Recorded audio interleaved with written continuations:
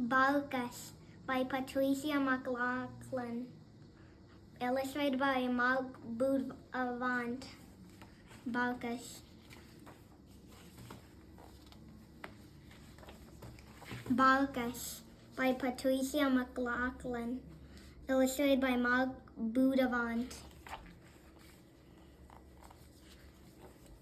Barkus. On a windy day, my favorite uncle, Uncle Everton, knocked on our door. He wore a long plaid overcoat and a black wool hat. I bought a present, he's called. Who is the present for, I asked. You, Nicky, roared Uncle Everton happily.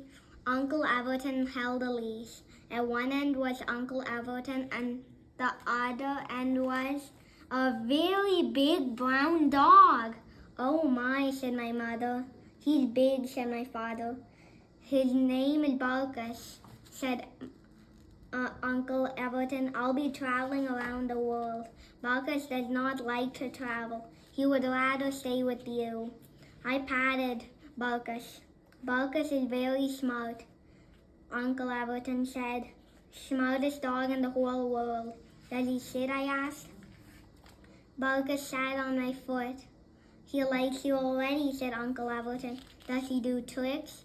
Said Uncle Everton. Many tricks. Jump, Barkus. Barkus jumped. Whirl around, said Uncle Everton. Barkus whirled and whirled. Does he get along with people? Asked my mother. Yes, said Uncle Everton. Does he bark? Asked my father. Only when he wants to, said Uncle Everton. Is there anything Barkus doesn't do? I asked. Yes, Barkus doesn't bite. Then I'll keep him, I said. Thank you. You're welcome, said Uncle Everton. And that is how Barkus became my dog. Barkus sneaks. It was Monday morning. I put on my sweater and coat and boots. Barkus watched me. I put on my gloves. Barkus watched me. Goodbye, Barkus. I'll see you after school. I patted him on the head. I went out the door. When I looked back, Barkus was watching through the window. I walked down Willow Street. There were leaves on the sidewalk and my boots made a crunching sound in the leaves. Soon I heard another sound. I turned, but there were only green pine trees there. I began walking again. I heard the sound again. I turned. Nothing. When I got to school, I opened the door. Barkus rushed in. Miss Gregorian, my teacher, smiled. Who is this, Nicky? She asked. My new dog, Barkus, I said. He followed me to school. He is a sneak. Is he friendly? Asked Miss Gregorian. Yes, I said, and he doesn't bite. That's very good, said Miss Gregorian. Can he sit quietly? Yes, I said. Sit, Barkus. Barkus sat next to my desk. He helped me paint a picture. He read a book with me. When Mrs. Gregorian wrote the letters D-O-D on the blackboard, Barkus barked. I think Barkus knows his letters, Mrs. Gregorian said. Maybe he will help us all learn how to read. Yes, said the children. And that is how Barkus became our class dog. A bark in the dark. A small package came in the mail.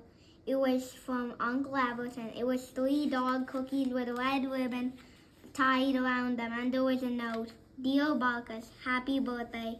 It's your birthday, I said to Barkus, but Barkus was not paying attention. He was chewing on a cookie.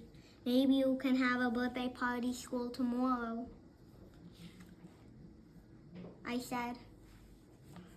But the next day something happened. Snow. Lots of snow. No school today, Barkus, my mother said. Barkus and I went outside to play in the snow. We ran. We jumped. We ate snow.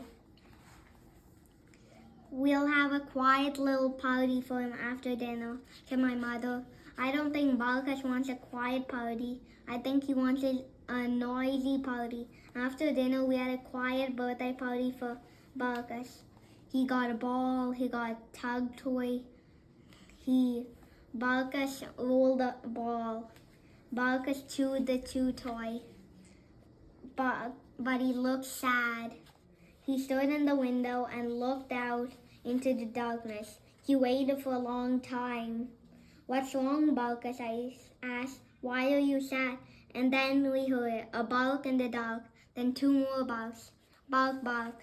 When I opened the door, there were 3 dogs. His friends had come to the party.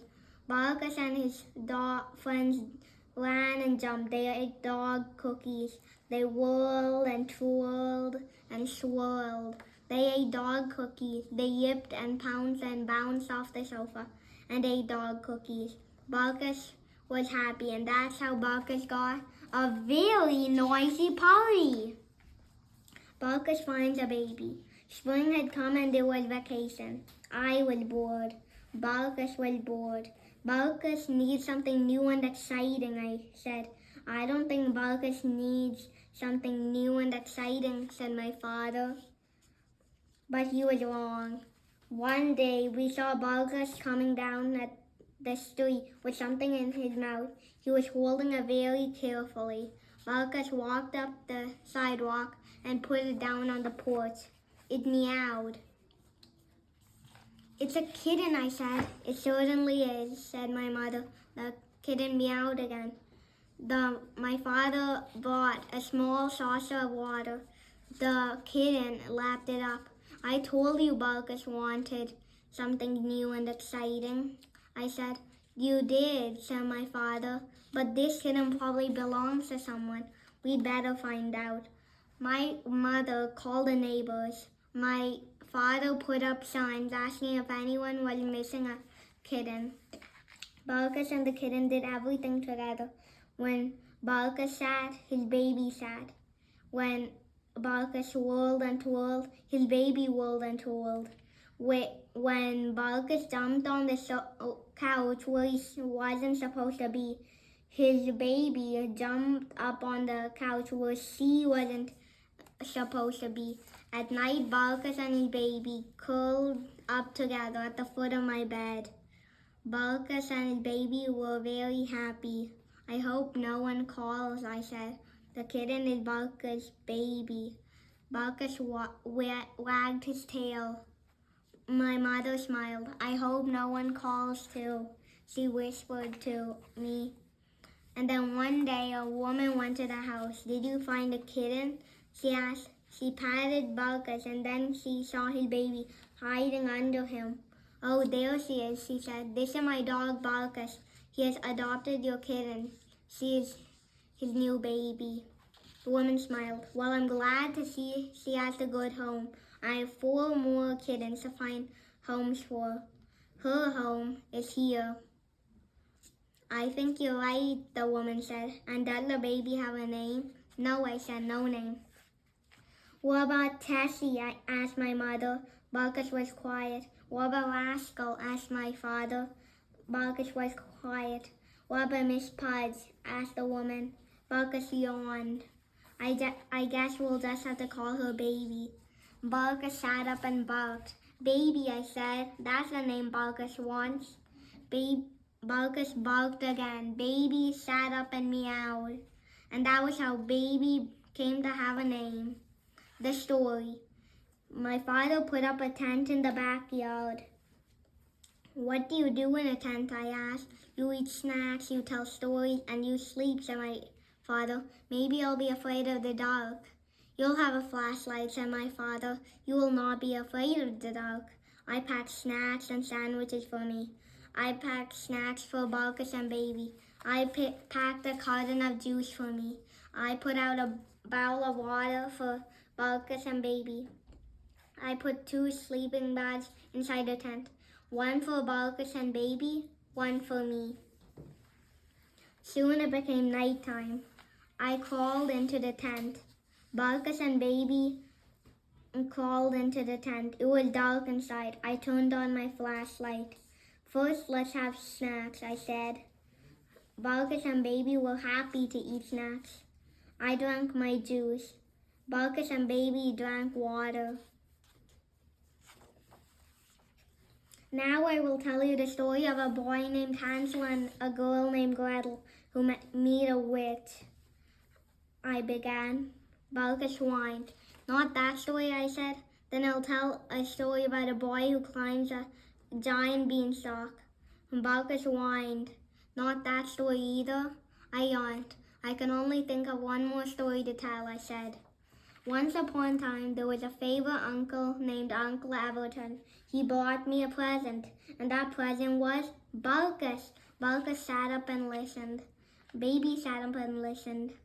Barkus went to school, and the children loved him. The teacher, Miss Gregorian, loved Barkus too, and she and Barkus helped us learn how to read. Once Barkus had a very noisy birthday party with his dog friends. And then Barkus found something new and exciting. And that new and exciting thing was Baby. Barkus and Baby were very quiet. They lay down on their sleeping bags. Now, Barkus and Baby live with us, and we are a very happy family. I signed the flashlight on Barkus and Baby. They were asleep. The end, I whispered. I turned off the flashlight, and I was not afraid of the dark. Bye friends, please subscribe to my channel.